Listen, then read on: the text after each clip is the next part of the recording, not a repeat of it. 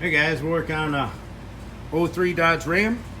This is a 2500 with a Hemi 5.7. We're gonna get this washer pump figured out. Right down here. Focus from the camera. Anyways, your washer reservoir is right there. If we look straight down and over this coolant reservoir and down, we got our washer pump right here. Let's focus. There we go. There's our washer pump.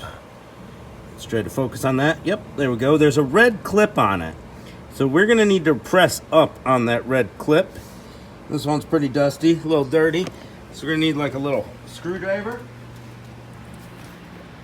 to help us get up in there.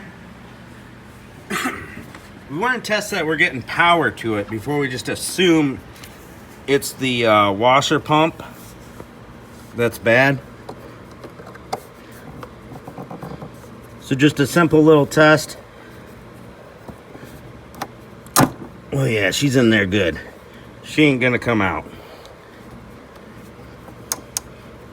So this red little clip keeps the harness from coming off. You gotta push that upwards. I'm kind of working it right now. And it is not budging. It's the way she goes sometimes. There we go. Now the red clip is risen up to the top. We should be able to squeeze the tab on the top and pull the harness off. There we go.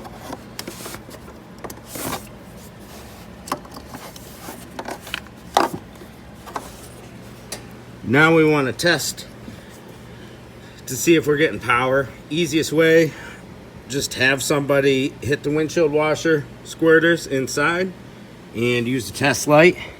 See if it lights up. How we're going to replace this pump. Go down in here. See if I can get a view. There we go. Kind of. There we go. Alright. So we're going to pull forward on the pump. Well, backwards. Back of the vehicle. To get it out of its clip. There's a clip at the top, just like a peg, a dowel, and it's in there pretty good. Might have to use a long screwdriver. It's moving a little bit. Once this peg is out, then we can just pull the washer pump out, and that's when you're going to lose all your fluid. So I have something to catch that. Let's go on to testing.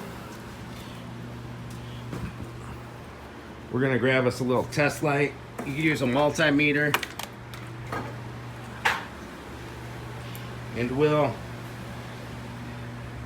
just connect to the ground with one end of our tester. Make sure we got a good ground connection. We do. It lights up. Now we got to find out which one of these wires is positive.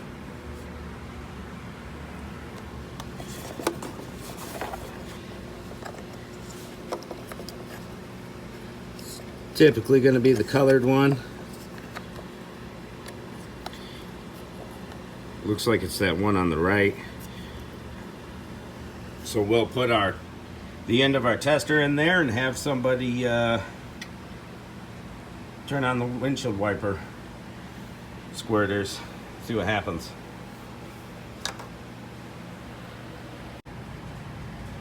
Alright, so I didn't need a helper with this one. I was able to get it to set just right so that the tester sat right there, and from the windshield I could see it lighting up. So we got power and ground, so that means the pump is bad. Let's go ahead and change the pump, and we'll take probably a screwdriver for this because it wasn't wanting to pop out of its home. See if I can show you it popping out. I got my screwdriver on it. Camera's a little fuzzy. There we go, it popped out. See if we can focus here. Yep. See how that peg's popped out right there? Now we should be able to swivel her out. And with the new pump, we'll just pop it right back in the hole, and the angle that it's sitting on right now, you can see down there where it seals. A lot of times you'll get a new seal with a new pump. Pop it in there and then press it back so this peg clips in, and reattach your hose. That's all there is to it. Just changing these. Should have our new part over here.